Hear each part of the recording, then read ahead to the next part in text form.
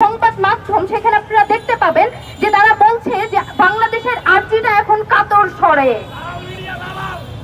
দালাল মিডিয়াগুলো আমাদের যখন আমরা দেখেছি মন্দির জ্বালিয়ে দেওয়া হচ্ছে, মন্দির ডুবে যাচ্ছে, হ্যান হচ্ছে, ত্যান হচ্ছে, এখন কি হচ্ছে? এখন মন্দির ডুবছে না? এখন কি তারা ঘুমাচ্ছে?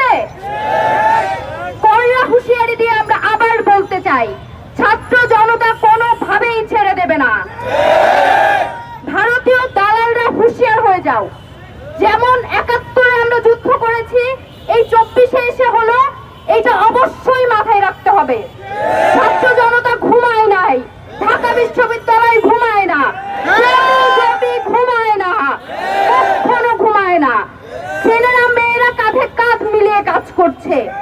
আবার হুঁশিয়ার হয়ে যাও, এই বন্যার কড়া জবাব আমরা দিব। কোনোভাবেই একদম ন্যায্য হিস্সা আদায় না করে আমরা সরব না।